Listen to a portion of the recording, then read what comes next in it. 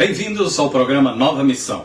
Hoje eu gostaria de compartilhar com vocês um assunto muito polêmico, muito discutido entre os irmãos, entre igrejas, que é sobre lei e graça. O que você entende sobre lei e graça? Eu gostaria de compartilhar com vocês um texto que está em 1 João, no capítulo 3, que fala exatamente sobre isso, lei e graça. É óbvio e é um fato que estamos debaixo da graça. Mas será que, pelo fato de estarmos debaixo da graça, não precisamos mais viver a lei? Vamos ver o que João diz sobre isso. Meus irmãos, agora nós somos filhos de Deus, mas ainda não sabemos o que vamos ser. Porém sabemos isto: quando Cristo aparecer, ficaremos parecidos com Ele, pois o veremos como Ele é realmente.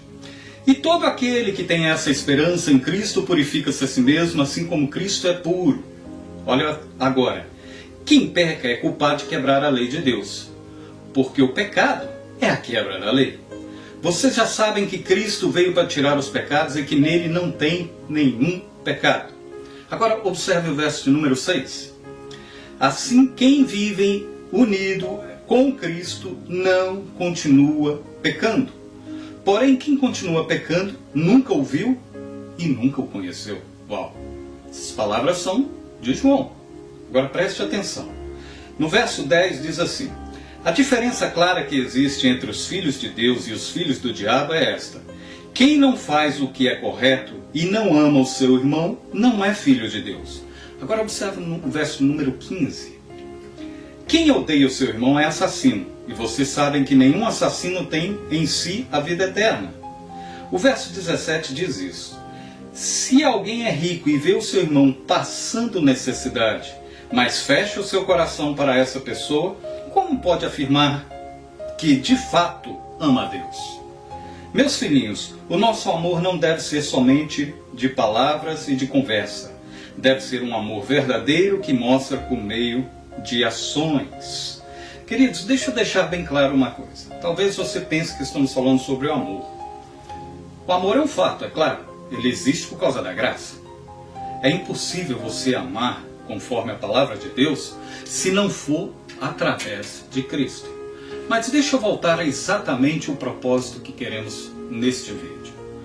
Você que diz que pode viver pela graça, sem cumprir a lei, a Bíblia diz que nós estaremos pecando.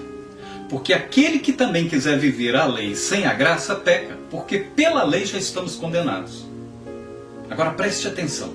Quando Jesus veio falar lá em Mateus, se não me engano, depois eu olho direitinho esse texto para vocês, lembro dessas palavras que Jesus disse: eu não vim para anular a lei, eu vim para cumpri-la. Então a minha pergunta é: se nós vivemos pela graça, por que ainda devemos cumprir a lei? Porque de fato a graça nos capacita a viver a palavra de Deus. Isso não significa que nós não pecamos. O pecado passa a ser algo acidental na nossa vida, não é algo que você procura fazer cotidianamente. Não estou dizendo e nem criando uma doutrina da impecabilidade, isso não existe. Todos nós pecamos. Mas preste atenção, a graça nos isenta do poder do pecado, quando vivemos debaixo da graça. Porém, preste bastante atenção. Pelo fato de eu viver na graça, ela não me dá o direito de eu continuar vivendo, pecando do jeito que quero. Então veja bem, existem pecados cotidianos, existem pecados grosseiros, existem pecados mais leves, porém tudo é pecado, certo? A diferença está nas consequências. As consequências não serão anuladas. Todos nós, a alma que pecar, ela também vai sofrer os danos do seu pecado. Porém nós temos a graça. Porque a Bíblia diz, o próprio João mesmo diz que se alguém pecar, saiba que temos diante do Pai um advogado que é Cristo Jesus, que nos liberta. Porém, não podemos usar da graça e abusar da graça para vivermos no pecado. É como muitas pessoas e denominações hoje defendem a tese de que você vive somente pela graça, ou seja, você pode pecar à vontade, viver uma vida dissoluta, e que isso não é problema nenhum. De fato, não é verdade. A Bíblia diz que nós somos salvos pela graça. Graças a Deus por isso. Amém? Mas também nós devemos corroborar com aquilo que Jesus fez. Ele morreu para nos dar vida. e vida em abundância. Essa vida em abundância nos capacita a viver a sua palavra e a sua lei. Ou seja, todo tipo de pecado que você tiver, ela poderá ser acidentalmente, não que você está premeditando ter. Por exemplo, se uma pessoa rouba e ela se converteu, creu no Senhor Jesus como suficiente salvador da vida dele. Agora o Senhor Jesus se torna Senhor da vida dele, ok? Então ele não vai roubar mais, não é um fato? Ele vai lutar para que isso não aconteça mais na vida dele. Mas vamos supor que daqui a 10, 20 anos ele caia numa tentação e rouba novamente. Ele vai sofrer as consequências. Porém, se houver arrependimento, ele não vai cometer isso mais. Porque arrependimento é diferente de remorso. O remorso conscientiza você do pecado, foi o que aconteceu com Judas. Porque a Bíblia diz que todos traíram Jesus, não foi só Judas. Judas teve remorso, por isso que se enforcou. Os outros discípulos que traíram Jesus também no dia da sua crucificação, arrependeram. Por isso que foram para Jerusalém e esperaram que de lá viesse o poder que os transformaria. Eles receberam a plenitude da graça no dia de Pentecostes, para serem testemunhas fiéis ao Senhor Jesus em todos os lugares. Então preste atenção. O que é viver pela graça? Viver pela graça não significa que você não peque, mas não há mais desejo, não há mais aquele desejo desordenado para você pecar e viver uma vida pecaminosa como se fosse uma vida normal.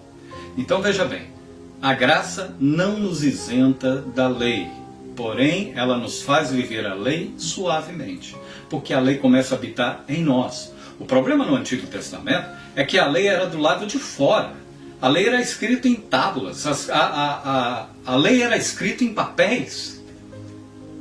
Por isso que as pessoas não conseguiam viver a lei, porque era um conjunto de regras. Mas quando essa lei vem pela graça, através do Espírito Santo de Deus, e habita dentro de nós, você não tem mais desejo pelo pecado. Isso não significa que você não peque. Espero que esteja sendo claro para vocês. Mas, de fato, não há mais aquele desejo pelo pecado desordenado. Então veja bem, o que é lei e graça? A graça nos trouxe o perdão eterno de Deus e nos faz entrar para a vida eterna. Porém, um exemplo foi claro, que lemos aqui em João, se você, por exemplo, odeia o teu irmão, você acha que é diferente de alguém que assassina? Você acha que é diferente de alguém que se prostitui? Claro que não. A Bíblia diz que há várias maneiras de você definir o ódio que está no coração contra o teu irmão. Às vezes você isentar o teu irmão é uma forma de ódio. Às vezes você anular esse irmão é uma forma de ódio. E a Bíblia diz que quem odeia é como se fosse um assassino, e o assassino não tem vida eterna.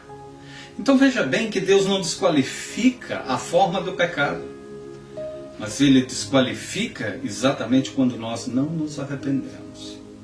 E a minha pergunta é, você tem paz com todos? Você já encontrou o verdadeiro sentido da graça na tua vida? A graça é libertadora. Ela faz com que você viva as Escrituras conforme a vontade do Senhor. Eu espero que esteja sendo claro para você esse pequeno momento, porque esse assunto é muito grande e muito polêmico. Quem sabe numa outra oportunidade eu possa descrevê-lo melhor. Mas só para que você entenda, nós somos novas criaturas debaixo da graça. Que Deus abençoe vocês e até o próximo programa, se Deus quiser.